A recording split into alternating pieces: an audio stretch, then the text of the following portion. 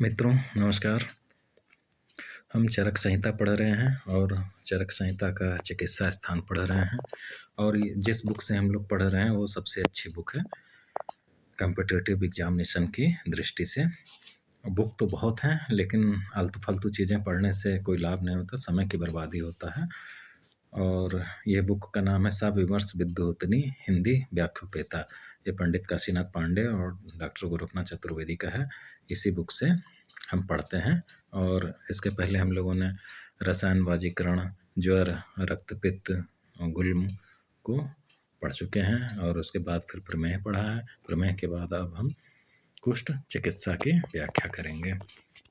तो मित्रों सबसे पहले हम कुष्ठ का निदान देख लेते हैं, या कुष्ठ के जो हेतु हैं, कुष्ठ के जो कारण हैं, कुष्ठ हमारे शरीर में क्यों उत्पन्न होता है, उन सभी कारण को हम पढ़ेंगे। और ये काफ़ी इम्पोर्टेंट है। इसमें पूछा जाता है, ऑप्शंस देखे कि इन चीज़ों से कुष्ठ होता है कि नहीं होता है। अगर हमको क्लियर नहीं है कॉन्सेप्ट तो उसमें कन्फ्यूजन होता है और हम क्वेश्चन गलत कर देते हैं।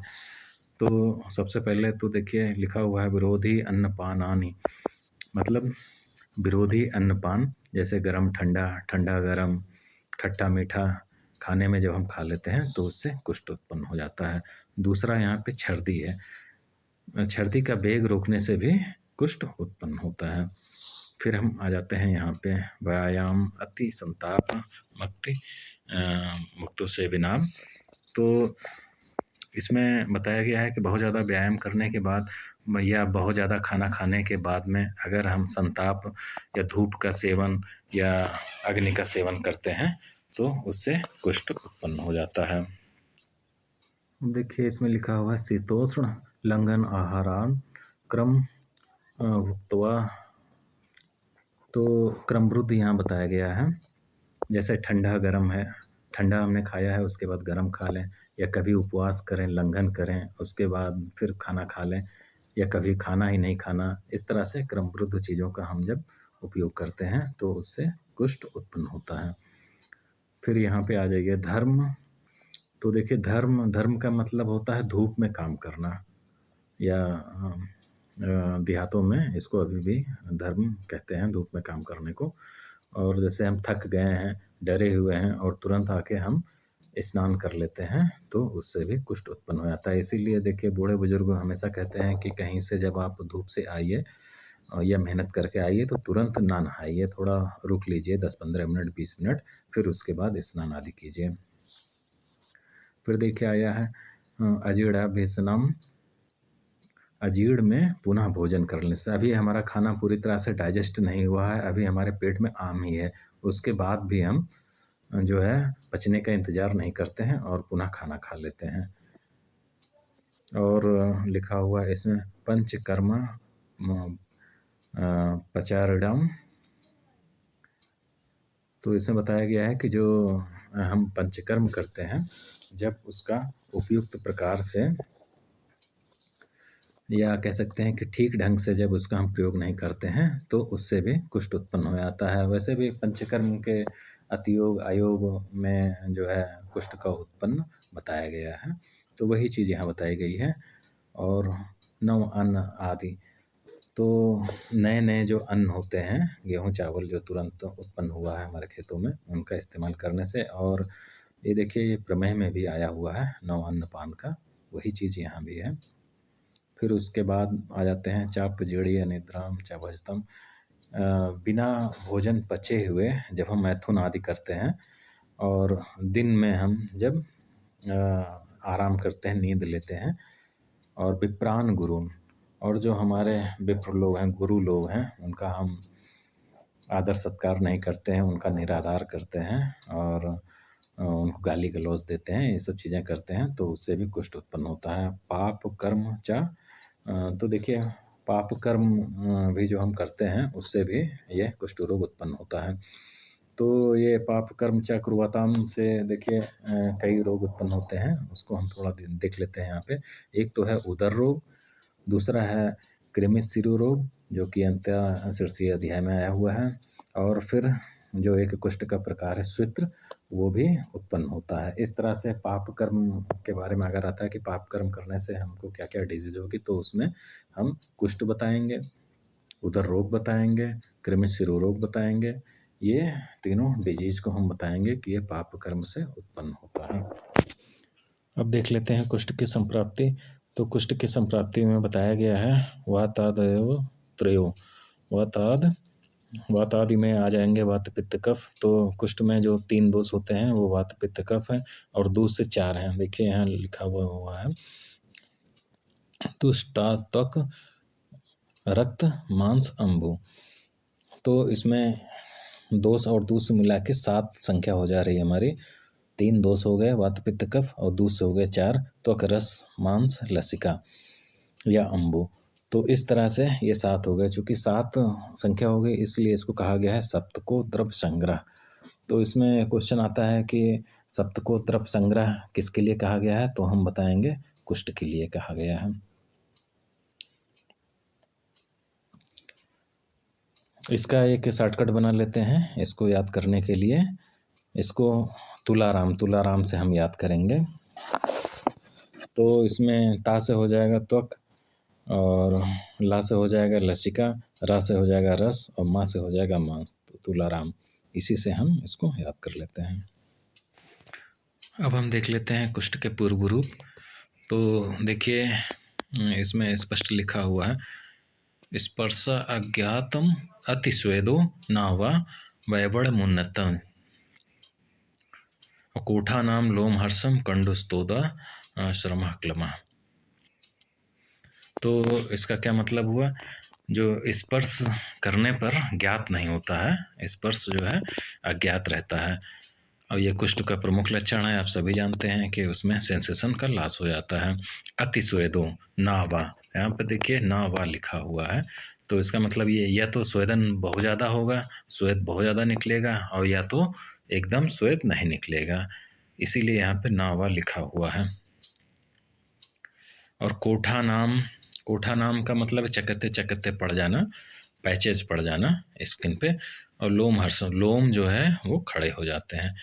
फिर आगे बड़ा नाम अधिकम सूलम, यानी कि जो व्रण बनते हैं कुष्ठ में उसमें सूल बहुत ज़्यादा होता है। अब ये काफ़ी इम्पोर्टेंट है। शीघ्रोत्पत्ति चिर स्थिता, मतलब ये उत्पन्न होता है शीघ्र ही, लेकिन बहुत लास्ट में ख़त्म होता है। कहने का मतलब ये है कि उत्पन्न तो शीघ्र होता है, और इसकी हीलिंग या कह सकते हैं कि इसका जो घाव भरने का प्रोसेस है वो बहुत डिले होता है और बहुत धीरे धीरे होता है। तो इस तरह से जब आता है शीघ्रोत्पत्ति, तो हम क्या सोचते हैं, डायबिटीज़ की तरफ हम जाते हैं और शुगर की तरफ जाते हैं या प्रमेह लगाते हैं, जबकि ये कुष्ठ का पूर्व रूप है। तो इसको थोड़ा सा हमको ध्यान देना है। शीघ्रोत्पत्ति अति चिर स्थिता। और फिर लास्ट में आ जाते हैं हम दाह सुप्तांगता। देखिए ये दाह सुप्तांगता जो है कुष्ठ का पूर्व रूप है, कुष्ठ का लक्षण नहीं है। और कुष्ठ लक्षणम अग्रजम, मतलब कुष्ठ के पूर्व में ये सारे लक्षण पाए जाते हैं, यानी कि कुष्ठ के पूर्व रूप हैं। तो अब हम आ जाते हैं अष्टादश कुष्ठ, जो 18 प्रकार के कुष्ठ होते हैं, जिनमें से 7 महाकुष्ठ होते हैं और 11 क्षुद्र कुष्ठ होते हैं। उनको हम याद कर लेते हैं, एक ट्रिक बना के याद करेंगे जिससे ये कभी हमको भूले नहीं। कम ऋतिक एस पियो कोक, कम ऋतिक एस पियो कोक। तो कम ऋतिक एस पियो कोक, तो के से हो जाएगा कपाल, ए से हो जाएगा औदुंबर, यम से हो जाएगा मंडल, और ऋतिक से हो जाएगा ऋषजिह्व। और इसमें जो है पुंडरीक को हम नीचे लिख देंगे और सिद्ध को ऊपर ले आएंगे, ताकि जो है जो हमारे दोष होते हैं वात पित्त कफ, इन सब का भी क्रम ढंग से बन जाए और उसको हम भूले ना। तो एस से हो जाएगा सिद्ध, और पीयू से हो जाएगा पुंडरीक, और कोक से हो जाएगा काकड़क। इस तरह से ये 7 हो गए, कम ऋतिक एस पियो कोक। तो ये आपके स्क्रीन पर भी फ्लैश होगा, इसको आप राइट डाउन कर लीजिएगा। अब इसमें दोष देख लेते हैं, कौन कौन से दोष इसमें पाए जाते हैं। वैसे तो जो कुष्ठ होता है, प्रमेह होता है, या फिर और भी ज्वर है, ये सब त्रिदोषज होते हैं, लेकिन जिन दोषों की डोमिनेंस होती है उन्हीं के आधार पे इनको जाना जाता है। तो कपाल में जो है वातज है, और औदुंबर में पित्तज है, मंडल में कफज है, और ऋषजिह्व में वात पित्त कफ है। जो हम पेयर बनाते हैं तो वात पित्त हो गया, और फिर सिद्ध में वात कफ हो जाएगा, और पुंडरीक में हो जाएगा पित्त कफ। जैसा हम क्रम बनाते हैं द्वंद्वज वाला, उसी प्रकार से बताया गया है। और काकड़क त्रिदोषज होता है। इस तरह से जो है हम महाकुष्ठ को याद कर लेते हैं। अब इसमें थोड़ा सा देख लीजिए, सुश्रुत जी ने जो बताया है वो बताया है कपाल, औदुंबर, अरुण, ऋषजिह्व, और इसमें जो है सिद्ध की जगह जो है इन्होंने दद्रु बताया है। बाकी सारी चीज़ें वही हैं। वाग्भट जी ने तो सेम ही बताया है चरक की तरह, कपाल, औदुंबर, मंडल, ऋषजिह्व, दद्रु, पुंडरीक, काकड़क। इस तरह से यहाँ पे हम जो है महाकुष्ठ को याद कर लेते हैं। इसमें देखिए इस शॉर्टकट से आपको ये भी मालूम हो जा रहा है कि इनका क्रम क्या है और इनके दोषों का क्रम क्या है। अब हम आ जाते हैं क्षुद्र कुष्ठ पे। अब क्षुद्र कुष्ठ जो एकादश होते हैं, 11 होते हैं, उसको भी हम एक शॉर्टकट से याद करेंगे। अब शॉर्टकट क्या है? एक चर्म कीट ने काटा, अब दद्दू की चर्म पर विस्फोट हुआ, 100 बार चर्चा करते रहे। दोबारा एक बार और पढ़ लेते हैं। एक चर्म कीट ने काटा, अब दद्दू की चर्म पर विस्फोट हुआ, 100 बार चर्चा करते रहे। तो एक से हो जाएगा एक कुष्ठ, चर्म से हो जाएगा चर्म कुष्ठ, कीट से हो जाएगा किटिभ, और काटा से हो जाएगा विपादिका, अब से हो जाएगा अलसक, और दद्दू से हो जाएगा दद्रु, चर्म से हो जाएगा चर्मदल, और पर से हो जाएगा पामा, विस्फोट से तो विस्फोट ही रहेगा, और 100 से हो जाएगा सतारू, क्योंकि 100 को हम जानते ही हैं कि शतक कहते हैं सतारू, और चर्चा से हो जाएगा विचर्चिका। इस तरह से हम 11 कुष्ठ को याद कर लेते हैं। अब मित्रों हम महाकुष्ठ के जो कैरेक्टरिस्टिक फीचर्स हैं या उनके जो लक्षण हैं उनको हम देख लेते हैं कि क्या क्या हैं। तो सबसे पहले देख लेते हैं कपाल कुष्ठ का। कपाल कुष्ठ का लक्षण यहाँ पे बताया गया है। तो चूँकि इसमें वात होता है, वात डोमिनेंट दोष होता है, इसलिए वात वाले इसमें लक्षण मिलेंगे आपको, जो है कृष्ण, अरुण, रुच्छ, परुष, तोदबहुल और विषम, ये इसमें पाए जाते हैं। औदुंबर कुष्ठ का लक्षण, औदुंबर कुष्ठ में क्या क्या, अब देखिए मित्रों यहाँ पे जो बहुत ही इम्पॉर्टेंट जो करेक्टर बताए गए हैं, लक्षण बताए गए हैं, उन्हीं को यहाँ बताया जा रहा है। इन्हीं लक्षणों में से ही प्रतियोगी परीक्षाओं में क्वेश्चन पुटअप होते हैं। तो हम आ जाते हैं औदुंबर कुष्ठ का लक्षण। तो औदुंबर कुष्ठ में पित्तज दोष प्रधान होता है, इसलिए पित्त से संबंधित जो इसमें लक्षण मिलते हैं। जैसे देखिए इसमें दाह है, कंडू है, रुजा है, राग है, और एक सबसे इसमें इम्पॉर्टेंट है लोम पिंजरम। इसको आप अंडरलाइन कर लीजिएगा, लोम पिंजरम। तो जो औदुंबर का फल होता है मित्रों, आप लोगों ने अगर देखा होगा गांव देहातों में, तो उसमें जो है रोम टाइप के निकले रहते हैं, उसमें छोटे छोटे रोम निकले रहते हैं, उसी को कहा जाता है लोम पिंजर। ये लोम पिंजर कई बार प्रतियोगी परीक्षाओं में पूछा गया है, इसको ध्यान से आप याद कीजिएगा। अब आ जाते हैं मंडल कुष्ठ का लक्षण। तो मंडल कुष्ठ में कफ दोष प्रधान होता है, इसलिए कफ वाले इसमें लक्षण आते हैं। जैसे श्वेत है, रक्त है, स्निग्ध है, और उत्संग मंडलम, उत्संग मंडलम, और ये थोड़ा सा अचल होता है, कठिन होता है, वही कफ वाले लक्षण हैं। अब यहाँ पे देख लेते हैं ऋषजिह्व कुष्ठ का लक्षण। तो ऋषजिह्व को हम, जो रीछ होता है, भालू होता है, उसका एग्जाम्पल लेके समझेंगे। तो उसका जो जीव होता है वो खुरदुरा होता है। लायन है, उसका भी जीव जो है खुरदुरा होता है, उसी से ही इसको हम समझ लेंगे कि ये कर्कश होता है, कर्कश। और रक्त पर्यंतम अंतःस्रावा, मतलब जो इसके अंदर होता है वो ब्लैक कलर का होता है, और इसके चारों तरफ जो होता है रेड कलर होता है। तो इसका ये कलर कॉम्बिनेशन पूछा जाता है प्रतियोगी परीक्षाओं में, इसको ध्यान रखना है। रक्त पर्यंतम अंतःस्रावा, मतलब किनारे किनारे इसका रेड कलर में होता है और जो अंदर होता है वो ब्लैक कलर में होता है। इसी तरह का पुंडरीक में भी आएगा, लेकिन उसमें जो बीच में होता है वो श्वेत होता है। अब हम आ जाते हैं पुंडरीक कुष्ठ का लक्षण। देखिए, पुंडरीक कुष्ठ का लक्षण सश्वेतम रक्त पर्यंतम, मतलब जो रेड कलर होता है वो इसके चारों तरफ होता है और श्वेत जो है वो बीच में होता है। और सादाहम पुंडरीकम, मतलब इसमें जो दाह होता है, और चूँकि इसमें पित्त कफ दोष जो डोमिनेंट होते हैं, इसलिए इसमें पित्त और कफ दोनों के लक्षण आते हैं। जैसे पित्त की वजह से दाह हो जाता है और पुंडरीक कलर में ये होता है, तो इस तरह से हम पुंडरीक कुष्ठ का लक्षण जान लेते हैं। अब आ जाते हैं हम सिद्धम कुष्ठ के लक्षण पे।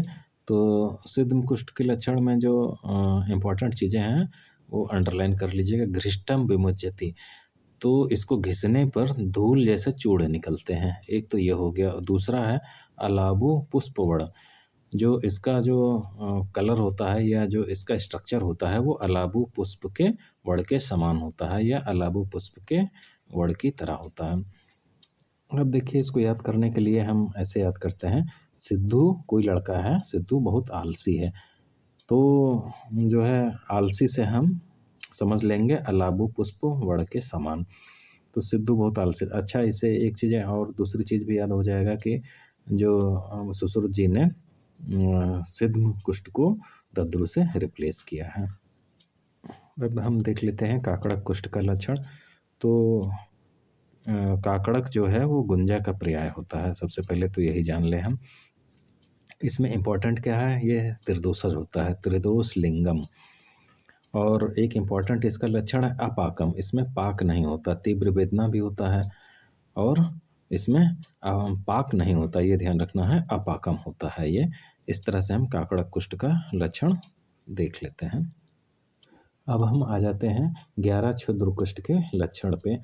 और 11 क्षुद्र कुष्ठ के लक्षण भी प्रतियोगी परीक्षाओं में पूछे जाते हैं। तो सबसे पहला है एक कुष्ठ।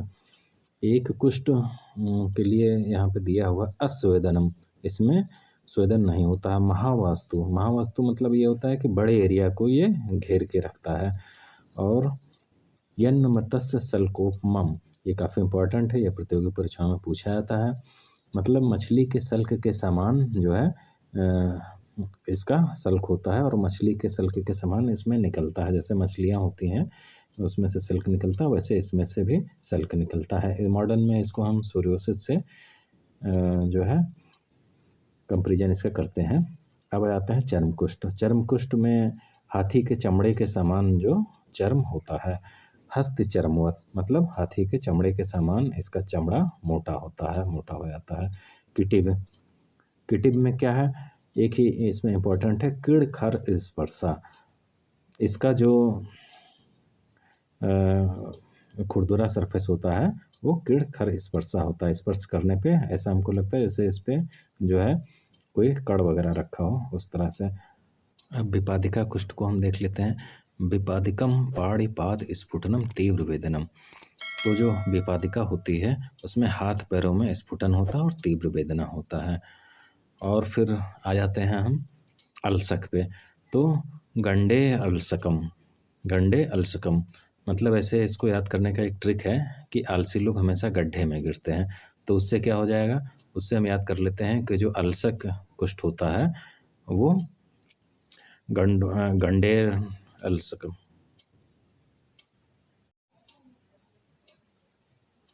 अब देखिए, हम आ जाते हैं दद्रु में।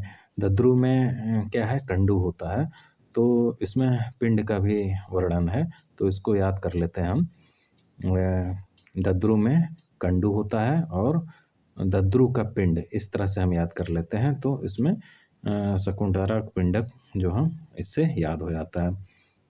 और चर्मदल पे आ जाते हैं। चर्मदल में क्या है, एक ही इसमें इम्पोर्टेंट है, संस्पर्श सहमुच्यते, मतलब ये स्पर्श को सहन नहीं कर पाता है। अब पामा को हम देख लेते हैं। पामा में श्वेत, अरुण, स्याव और कंडू फीचर्स होते हैं। अब विस्फोट पे आते हैं। विस्फोट में श्वेत, अरुण और त्वचा होता है। तो इसको याद करने का क्या तरीका है कि अगर हमारी पत्नी है तो विस्फोट कुष्ठ पे हम आ जाते हैं। विस्फोट कुष्ठ का जो कलर होता है वो श्वेत होता है, आरूढ़ होता है और इसमें एक इम्पॉर्टेंट फीचर्स होता है स्यूस तनु त्वचा। तो इसको याद करने का क्या तरीका है, जैसे कहीं पे विस्फोट हुआ है, एक्सप्लोजन हुआ है, तो उसको सुन के लोग तनु हो जाते हैं, परेशान हो जाते हैं। उससे हमको हमेशा याद रहेगा ये स्यूस तनु त्वचा। और अब हम आ जाते हैं सतारू पे। तो सतारू में 100 संख्या होती है, तो 100 संख्या बहुत ज़्यादा होती है, 1, 2, 3 इस तरह से 100 संख्या बहुत ज़्यादा होती है, तो इसको हम इसी से याद कर लेते हैं बहुवर्णम। मतलब जैसे कई नंबर होते हैं, 100 नंबर लाने के लिए हमको कई नंबर लाने पड़ते हैं, तो उससे ये हम याद कर लेंगे बहुवर्णम। अब विचर्चिका आ गया। विचर्चिका में केवल एक ही लक्षण इंपॉर्टेंट है, बहुस्रावा। विचर्चिका में बहुत ज़्यादा स्राव होता है। इस तरह से हम जो एकादश क्षुद्र कुष्ठ हैं उनको हम याद कर लेते हैं। और इस तरह से मित्रों अगर आप याद करेंगे तो एग्जामिनेशन में रिमाइंड रहेगा और तुरंत हम क्वेश्चन को कर लेंगे, कंफ्यूज नहीं होंगे। अब देखिए यहाँ पे कुष्ठ और त्रिदोष दिया गया है, तो इसमें कभी कभी हमको कन्फ्यूजन हो जाता है कि कोई वातज है, कोई पित्तज है, कोई कफज है। ऐसा नहीं है, सभी त्रिदोषज होते हैं। बस जिस दोष में जिस कुष्ठ में जो दोष प्रधान होता है उसी के आधार पे उसका डिवीजन कर दिया जाता है। वही चीज़ यहाँ पे बताया गया है। कुष्ठा नाम क्रियते क्रिया, और उस दोष के आधार पे ही उस कुष्ठ की हम चिकित्सा करते हैं। अब देखिए यहाँ पे कुष्ठों में दोषों के लक्षण हैं वो बताए गए हैं। तो मित्रों हमने आपको पहले भी वीडियो में बताया था कि आप वात पित्त कफ के जो लक्षण होते हैं वो एकदम आपके जबान पे होना चाहिए, जो उसके लक्षण हैं, क्योंकि उसी के आधार पर जब हम इसमें चिकित्सा स्थान में तरह तरह के जो डिजीज़ पढ़ेंगे, वातज है तो वातज वाले लक्षण आएंगे, और कोई अगर डिजीज़ है उसमें पित्त प्रधान है तो उसमें पित्त वाले लक्षण आएंगे। वही चीज़ यहाँ पे बताया गया है।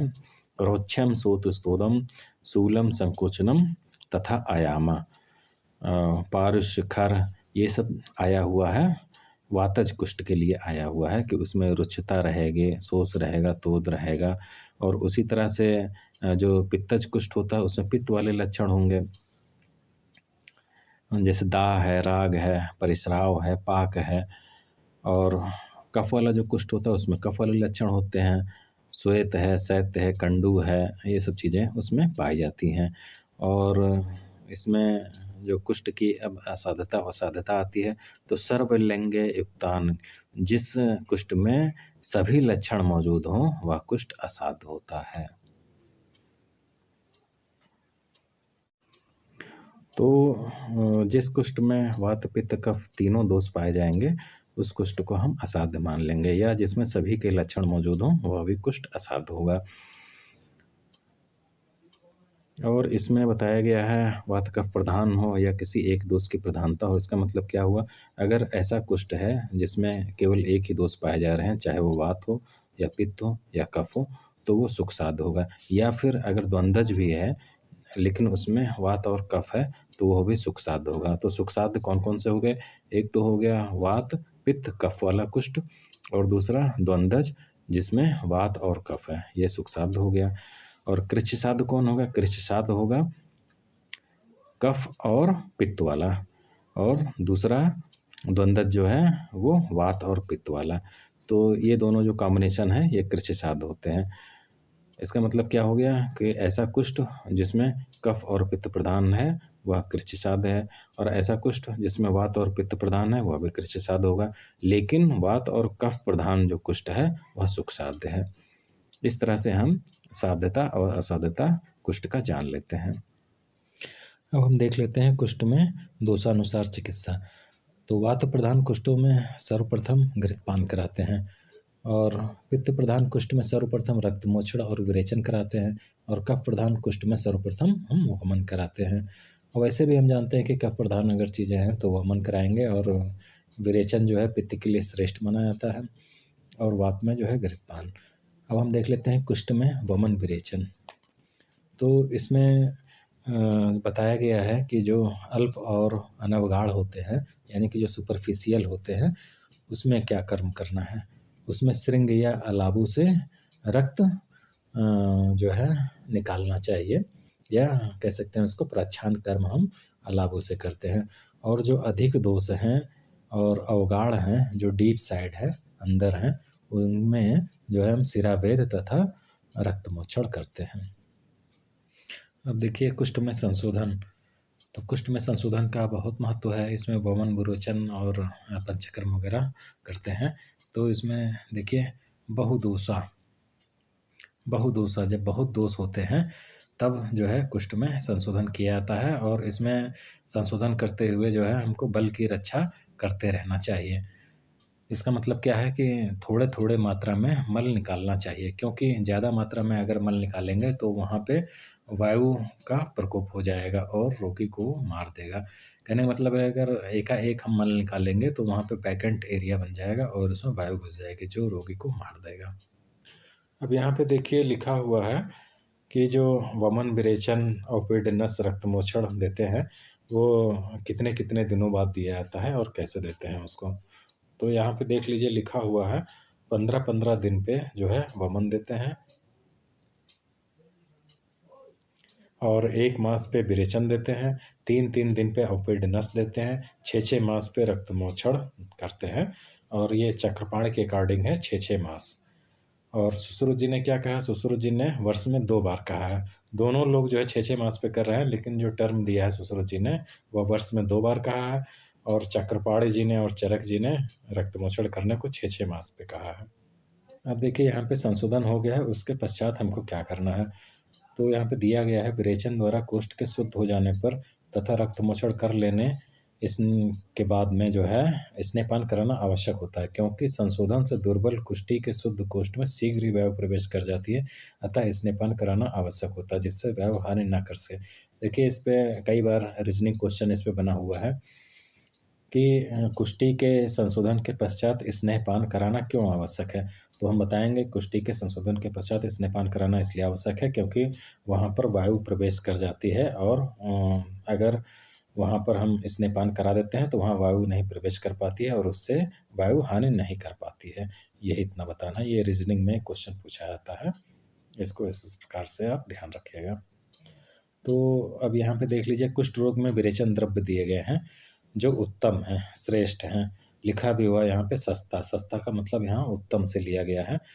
कुष्ठ रोग में सफ़ेद निशोध, दंती का मूल और त्रिफला विरेचन के लिए उत्तम माने जाते हैं।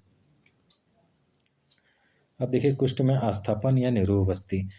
तो सिद्ध स्थान के दूसरे अध्याय में कुष्ठ रोग में निरोह बस्ती को देने को मना किया गया है, कंट्राइंडिकेशन में इसको रखा गया है निरोह बस्ती को, लेकिन यहाँ पे देखिए प्रयोग किया जा रहा है तो उसी के बारे में बताया गया है।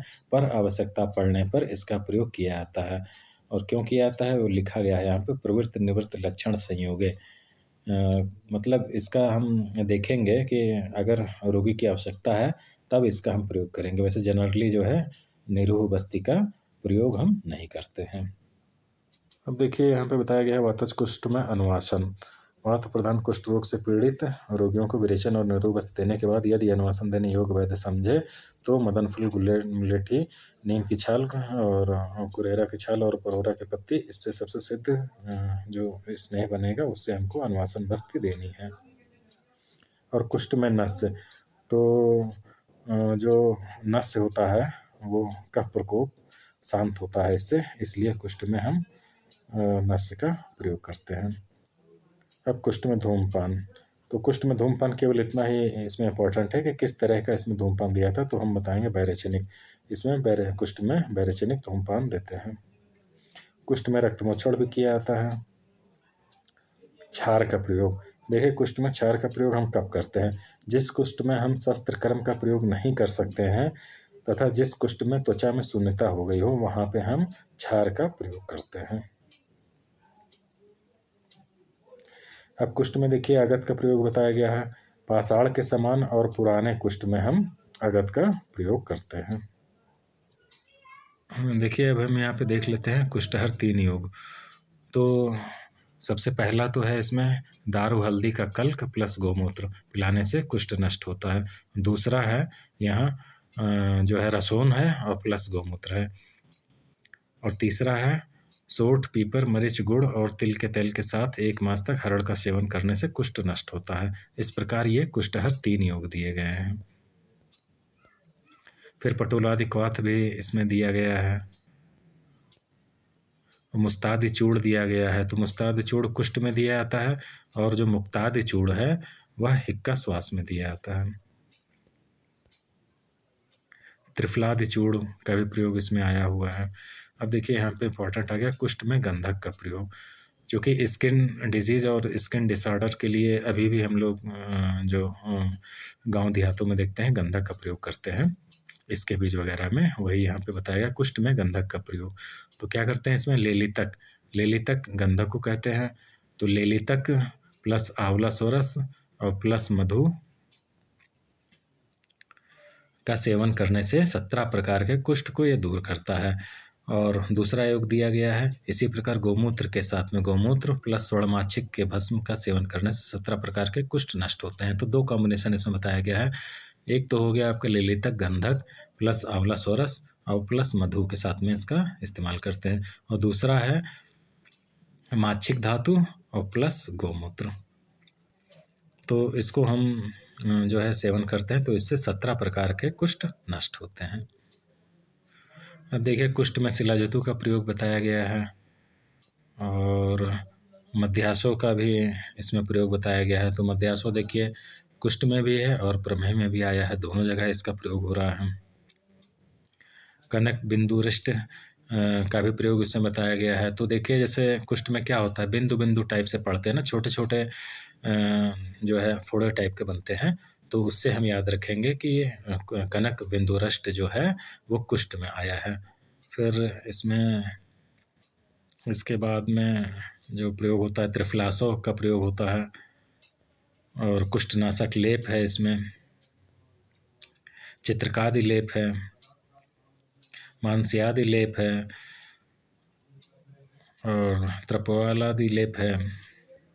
बस इसको केवल नाम ही देखना है, इसे कंटेंट वगैरह नहीं हमको याद करने हैं। अब हम आते हैं सिद्धार्थक नामक स्नान। देखिए सिद्धार्थक नामक स्नान में सिद्धार्थक नहीं आया हुआ है, सिद्धार्थक हम सरसों को कहते हैं, तो यहाँ पे सरसों नहीं आया है, केवल नाम ही है।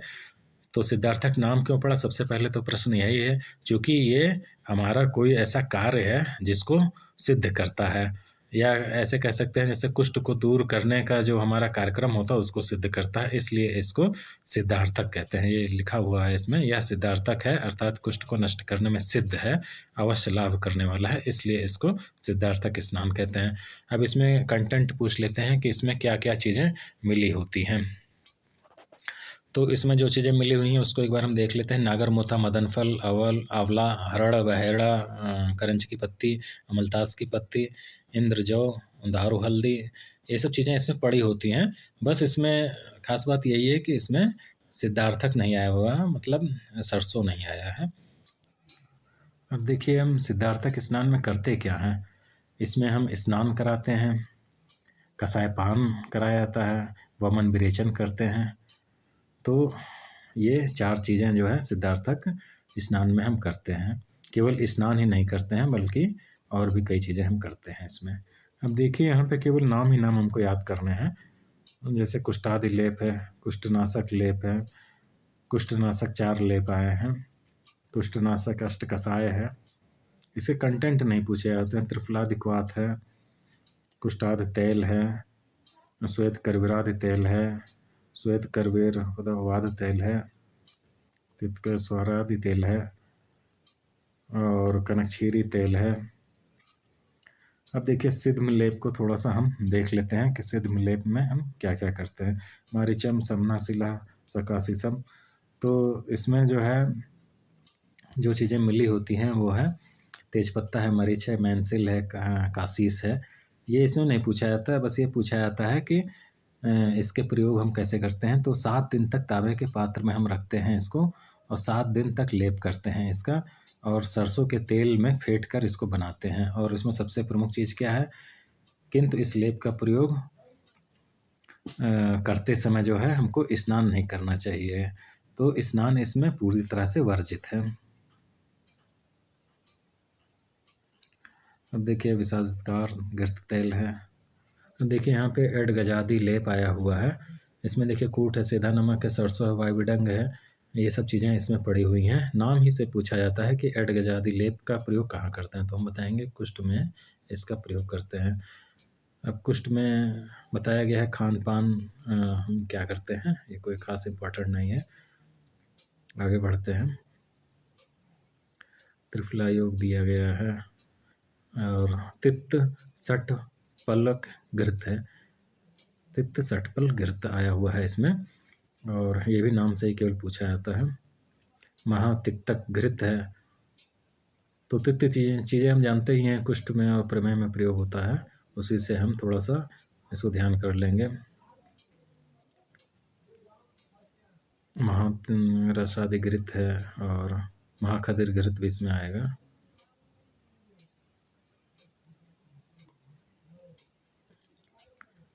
अब देखिए श्वेत कुष्ठ की इसमें चिकित्सा बताई गई है। तो श्वेत कुष्ठ में मलपूरस, मलपूरस किसको कहते हैं? मलपूरस ये पूछा जाता है क्वेश्चंस में कि मलपूरस क्या है और कहाँ प्रयोग होता है। तो मलपूरस जो है कुष्ठ में प्रयोग होता है। इसमें कठगूलर का रस तथा गुड़ का प्रयोग होता है। कठगूलर का रस और गुड़ का प्रयोग होता है। शरीर शुद्ध हो जाने पर विशेष रूप से विरेचन कराने के लिए कठगूलर का रस और गुड़ का प्रयोग करना चाहिए। तो ये विरेचन के लिए इसका प्रयोग होता है। अब देखिए यहाँ पे कुछ और बताया गया है। स्नेहपान के द्वारा शरीर का भली प्रकार स्नेहन होने के बाद कठगूलर का रस और गुड़ को मात्रा बल के अनुसार लेने के बाद विरेचन हो जाने पर निरंतर 3 दिन तक धूप का सेवन करें। यदि धूप में बैठने से प्यास लगे तो पेय का पान करना चाहिए। अब देखिए यहाँ पे देख लेते हैं किलास या श्वेत कुष्ठ के भेद। तो ये 3 प्रकार का होता है, दारुण, चारुण और श्वेत्र। ये 3 क्लास होते हैं और ये सभी त्रिदोषज होते हैं। और यहाँ पे हम श्वेत्र को थोड़ा डिटेल में पढ़ लेते हैं। त्रिविध श्वेत्र का वर्णन। रक्त धातु में दोषों के आश्रित होने पर रक्त वर्ण का, मांस धातु में दोषों के आश्रित होने पर ताम्र वर्ण का, मेधा धातु में श्वेत वर्ण का श्वेत्र होता है।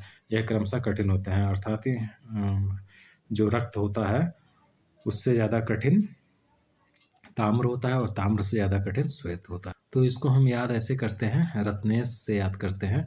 तो रा से हो जाएगा रक्त और ता से हो जाएगा ताम्रवर्ण और सा से हो जाएगा श्वेत। तो रक्त मांस मेद, यानी कि रक्त जो है